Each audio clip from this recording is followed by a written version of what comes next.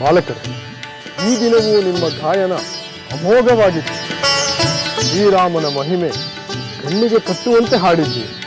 ಎಲ್ಲವೂ ಗುರುಕರುಣೆ ಅಮಾತ್ಯರೇ, ಜೊತೆಗೆ ಶ್ರೀರಾಮಚಂದ್ರ ಪ್ರಭುವಿನ ಅನುಗ್ರಹ. ಅಮಾತ್ಯರೇ, ಈ ಬಾಲಕರು ಆಗಾಗ ಇಲ್ಲಿಗೆ ಬಂದು ಶ್ರೀರಾಮನ ಮಹಿಮೆಯನ್ನು ಆಡಿ ನಮಗೆ ಮನಸ್ಸಂತೋಷ ಉಂಟು ಮಾಡುತ್ತಿದ್ದಾರೆ. ಅಮಾತ್ಯರೇ, ಶ್ರೀರಾಮನ ಮಹಿಮೆಯನ್ನು ಹೇಳುವ ಗಾಯನವನ್ನು ಕೇಳುತ್ತಿರುವುದು ನಮ್ಮ ಭಾಗ್ಯವೇ ಭಾಗ್ಯ.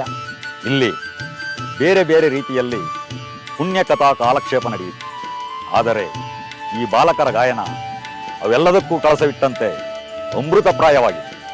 ಪೂಜ್ಯರೇ, ನಿಮ್ಮೆಲ್ಲರ ಅಭಿಪ್ರಾಯದಂತೆ ನನ್ನ ಭಾವನೆಯೂ ಕೂಡ. ಇದಕ್ಕೆಲ್ಲ ಕಾರಣರಾದ ವಾಲ್ಮೀಕಿ ಮಹರ್ಷಿಗಳಿಗೆ ಎಷ್ಟು ವಂದಿಸಿದರೂ ಸಾಲದು. ಅಮಾತ್ಯರೇ, ಈ ಬಾಲಕರ ಗಾಯನವನ್ನು ಶ್ರೀರಾಮ ಪ್ರಭು ಕೇಳಬೇಕೆಂದು ನಮ್ಮ ಅಪೇಕ್ಷೆ. ಶ್ರೀರಾಮಚಂದ್ರ ಇವರ ಗಾಯನವನ್ನು ಕೇಳಬೇಕು, ಅಭಿಮಾನದಿಂದ ಈ ಬಾಲಕರನ್ನು ಹರಸಬೇಕು. ಈ ಬಗ್ಗೆ ನೀವು ಪ್ರಭುಗಳೊಂದಿಗೆ ಮಾತನಾಡುವುದು ಒಳ್ಳೆಯದು.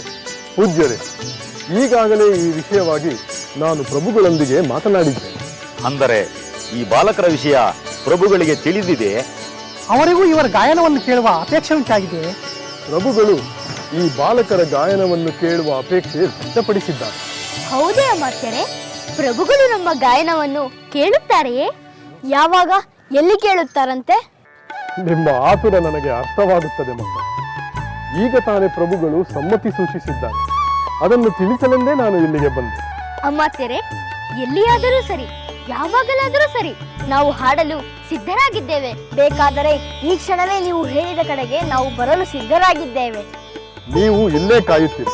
ನಮ್ಮ ಕಡೆಯವರು ಬಂದು ನಿಮ್ಮನ್ನು ಪ್ರಭುಗಳ ಸನ್ನಿಧಿಗೆ ಕರೆತರುತ್ತಾರೆ. ನಾನೇ ನಿಮ್ಮನ್ನು ಪರಿಚಯಿಸುತ್ತೇನೆ.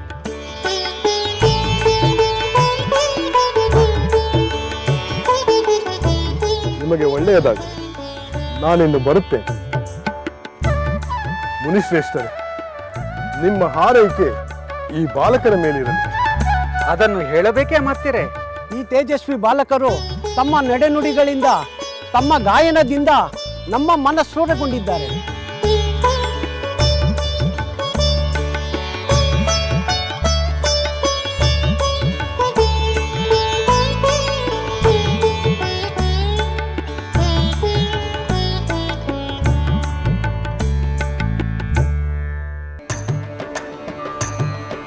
ಶಿವ ಶಿವ ಶಂಕರ ಗಜಚರ್ಮಾಂಬರ ಕರುಣಾಕರನೇ ಶೂಲಧರ ಹರ ಹರ ಭವಹರ ಪಾರ್ವತಿ ರಮಣ ದೀನೋದ್ಧಾರಕ ನಾಗದರ ಶಿವ ಶಿವ ಶಂಕರ ಗಜಚರ್ಮಾಂಬರ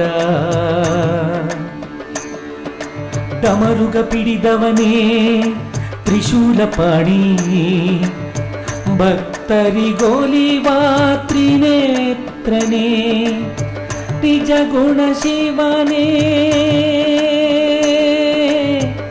ನಂದಿವಾಹನ ನಮಿಪೆನು ನಿನಗೆ ಭಸ್ಮಧರ ನಮಿಪೆನು ನಿನಗೆ ಭಸ್ಮಧರ ಶಿವ ಶಿವ ಶಂಕರ ಗಜಚರ್ಮಾಂಬರ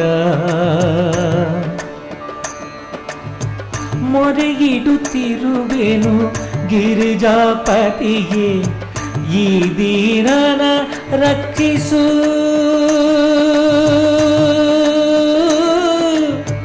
ಈ ದೀನನ ರಕ್ಷಿಸು ಪಶುಪತಿ ನಿನ್ನನೆ ನಂಬಿ ಯುದ್ಧವ ಮಾಡುವೆ ಜಯವನ್ನು ಕರುಣಿಸು ವಿಶ್ವಪತಿ ನಿನ್ನನೇ ನಂಬಿ ಯುದ್ಧವ ಮಾಡುವೆ ಜಯವನ್ನು ಕರುಣಿಸು ವಿಶ್ವಪತಿ ಶಿವ ಶಿವ ಶಂಕರ ಗಜಚರ್ಮಾಂಬರ ಶಿವ ಶಿವ ಶಂಕರ.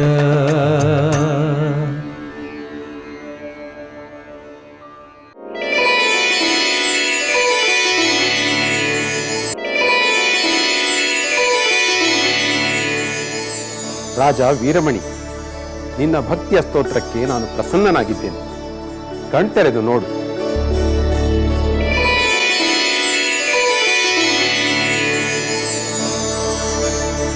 ಶಂಭೋ ಶಂಕರ, ಕರುಣಾಸಾಗರ, ಕೈಲಾಸಪತಿ, ಪಾಹಿ ಮಾಂ ಪಾಹಿ ಮಾಂ, ರಕ್ಷ ಮಾಂ ರಕ್ಷ ಮಾಂ. ಪ್ರಿಯ ಭಕ್ತ ವೀರಮಣಿ, ಬಹಳ ಆತಂಕದಿಂದ ನೀನು ನನ್ನನ್ನು ಪ್ರಾರ್ಥಿಸಿದೆಯಲ್ಲ, ಏನು ಆಪತ್ತು ಬಂದಿದೆ? ಯಾರಿಂದ ರಕ್ಷಿಸಬೇಕು? ಹೌದು ಪರಮೇಶ್ವರ, ಈಗ ನೀನೇ ನನ್ನನ್ನು ರಕ್ಷಿಸಬೇಕು. ನನ್ನ ಪುತ್ರ ರುಕಮಾಂಗ್ರ ಮಾಡಿದ ಅವಿವೇಕದಿಂದ ನನಗೆ ದೊಡ್ಡ ಆಪತ್ತು ಬಂದು ಒದಗಿದೆ. ಏನು? ನಿನ್ನ ಪುತ್ರನ ಅವಿವೇಕವೇ? ನನ್ನ ಈ ಕ್ರಮದಿಂದ ನಮ್ಮ ತಂದೆಯವರು ಖಂಡಿತ ಸಂತೋಷ ಪಡುತ್ತಾರೆ. ನಮ್ಮ ತಂದೆಯವರ ಪರಾಕ್ರಮದ ಮುಂದೆ ಆ ರಾಮನು ಸಾಟಿಯಲ್ಲ. ಈ ಕುದುರೆಯನ್ನು ನಮ್ಮಿಂದ ಬಿಡಿಸಿಕೊಳ್ಳಲು ಖಂಡಿತ ಅವರು ಸಮರ್ಥರಲ್ಲ. ನಾನು ಕುದುರೆಯನ್ನು ಕಟ್ಟೆ ಕಟ್ಟುತ್ತೇನೆ.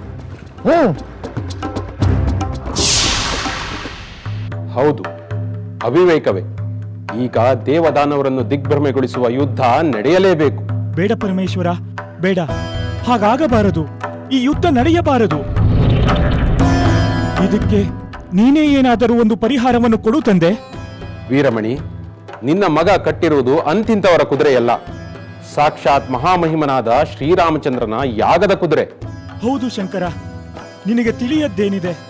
ಶ್ರೀರಾಮನ ಪರಾಕ್ರಮವನ್ನು ಅರಿಯದೆ, ನಾನು ಶ್ರೀರಾಮನ ಭಕ್ತನೆಂದು ತಿಳಿಯದೆ ಅವನ ಯಾಗದ ಕುದುರೆಯನ್ನು ಕಟ್ಟಿಬಿಟ್ಟಿದ್ದಾನೆ.